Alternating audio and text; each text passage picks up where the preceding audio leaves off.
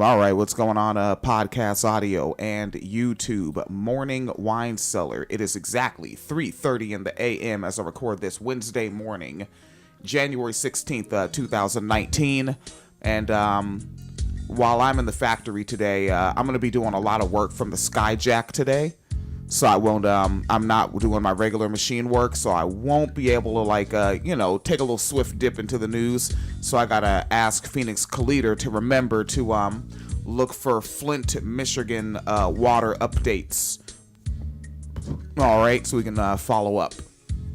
But, I wasn't even gonna do a morning wine cellar because, as it is 3:30 now, I have to be at work at, by, at least like fucking 4:35. I got to go in early and do some machine work prep.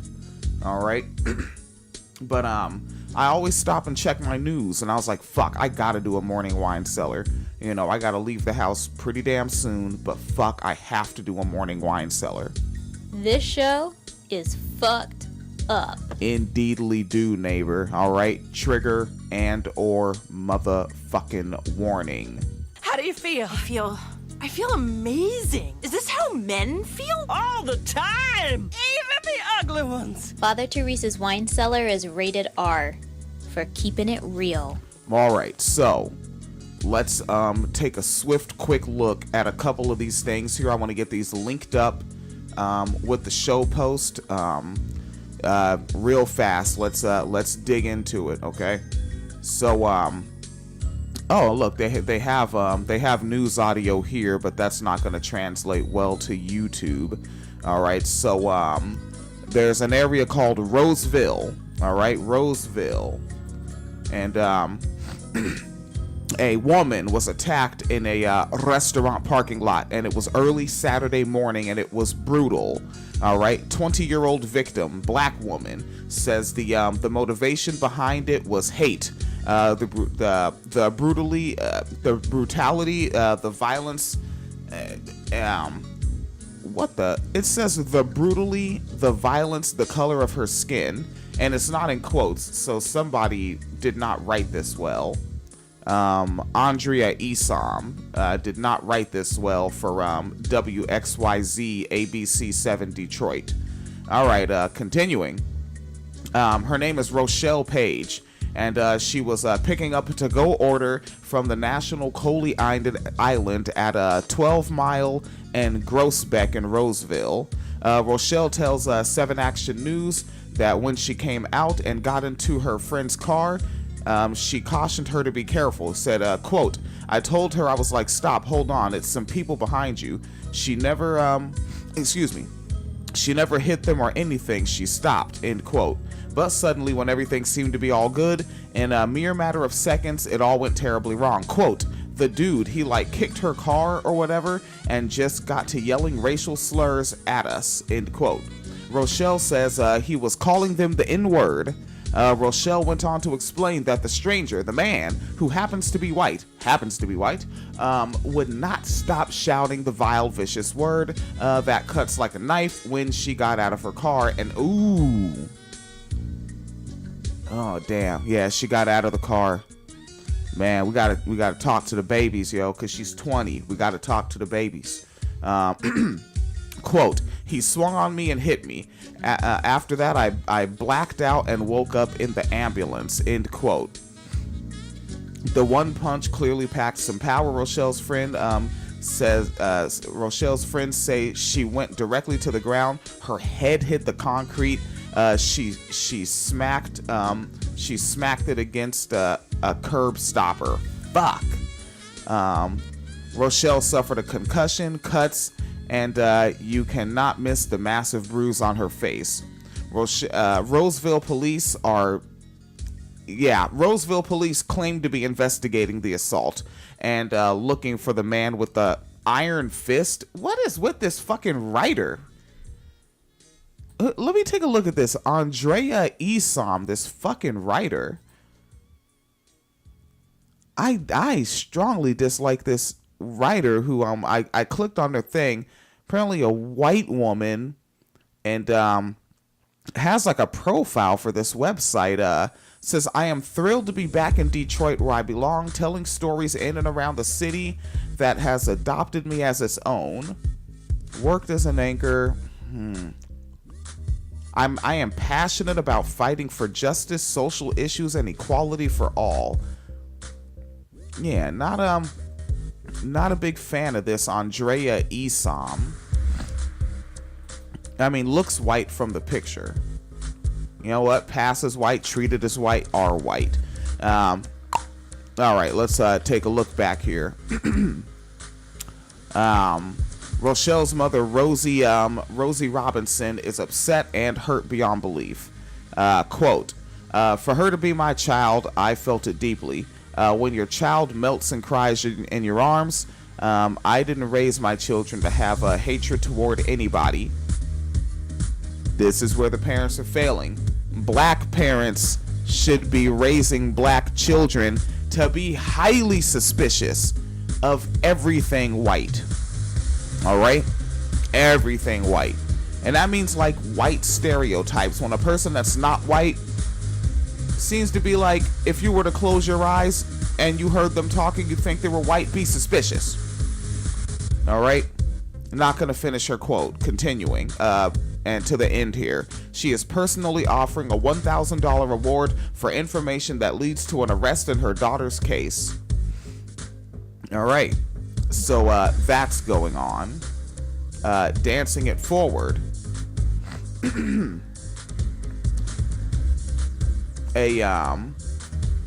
Now this one, I didn't know about this, so this is not us doing an update. Like, I am new to this story. And it's in Jacksonville, Florida. A little black boy, Tayshawn Gallen. Let me see. I have the glaucoma here. Let's go ahead and blow this up for me. Jesus Christ. They always want to put the video right in the middle of your shit. Tayshawn Gallen was struck by a stray bullet in Durkeeville back in February 2018. This is damn near a year-old story. So, Jacksonville, Florida. The Jacksonville Sheriff's Office cleared the death of the 7-year-old Jacksonville boy as excusable, according to JSO, transparency website. The child, Tayshawn Gallen, was struck by a stray bullet in Durkeeville back in February. How many times we're going to get the same sentence? 11alive.com. The child's family was not aware of JSO's new status in the case. A family spokesperson told First Coast News on Monday.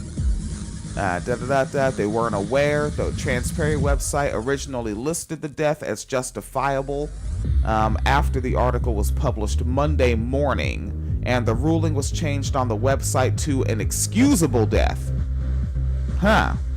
So, JSO Sheriff Mike Williams said days after the shooting that Tayshawn was one of 6 people in the front yard of a home on the 1300 block of Herman Street, where a silver SUV pulled up and began shooting at the crowd. During the shooting, another victim reportedly returned fire while Tayshawn was caught in the crossfire. The child was transported to a local hospital with a gunshot wound, where he later died. The person behind the fatal shot is still unknown, so it's excusable. It's excusable. All right, we're going to get that linked up with this here. All right, it's 3:38 a.m. I need to be at work at 4:35 a.m. Taking a look over here, going down to Australia, where the little homie Mo Loca was posted up in the joint. Excuse me. These websites always have these pop-ups like, you want to subscribe to our fucking one? No, I don't want to subscribe to you. God damn it. All right. So, Australia just became the first country in the world to recognize orphanage trafficking as a type of modern slavery. Enter and esting. The modern slavery bill, which finally became law yesterday. All right, I mean, this is from November 30th, but thanks for getting this in the news, folks. I mean that non-snarky. I'm just in a hurry. I gotta get to the factory, niggles. So, became news yesterday in February. It will require businesses with turnovers of more than 100 million to report what they are doing to prevent slavery in supply chains. The legislation is also part of a wider push to stop Australians from taking part in voluntourism schemes which do more harm than good.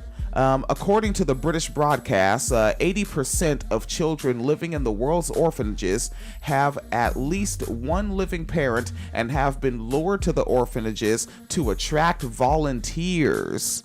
Plus, more than 57% of Australian universities advertise orphanage placements, and 14% of the schools of our schools visit, volunteer, or fundraise for these institutions.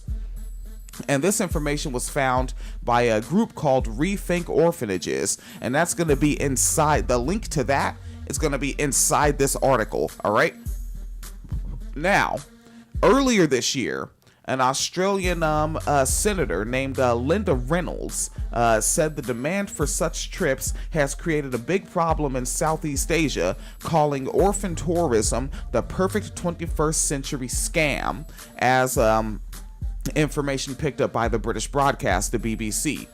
An Intrepid group, which does not have a link, it has been advocating for the bill's passing, provided recommendations to the government for reporting requirements for Aussie businesses that profit from orphanage tourism. Aussie, that's like Australian, AUSSIE.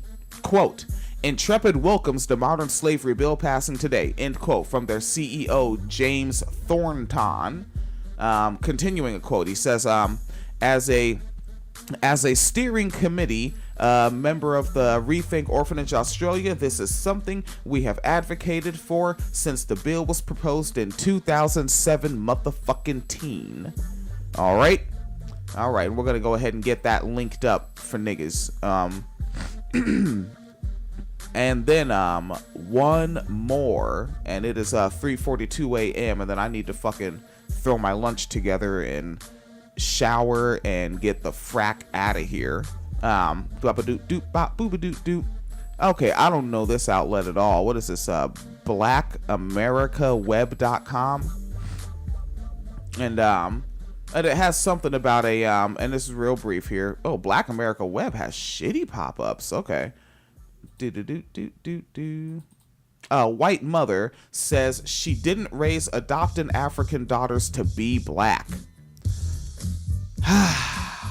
A white writer for The Federalist, a conservative publication, has sparked outrage. I hate that kind of shit. No, it didn't. It did not spark. It says it sparked outrage across social media. No, it didn't. People saying this thing is corny, this thing is tacky, this is white supremacy is not outrage, it's conversation. But they have to use the word outrage. So I don't like this website, this blackamericaweb.com, because they're one of these assholes. I'm dead tired of the word outrage. All right, it's bullshit. It's bullshit. It's intellectually lazy colloquialism. It's fucking what's the word? Sensationalist. It's a fucking sensationalist term. All right, but BlackAmericaWeb.com says a white writer for The Federalist, a conservative publication, has sparked outrage across social media with her essay about why she is raising her purchased African daughters as McMurricans and not black girls or African American. Her name is Jenny White, unironically. Used the death of Mackenzie Aslam, a fourth grader who committed suicide after she was bullied in her predominantly white school, to justify raising her daughters without knowledge of their culture per diversity. See, that's goofy bullshit right there alone. Like, fucking, what culture? What culture?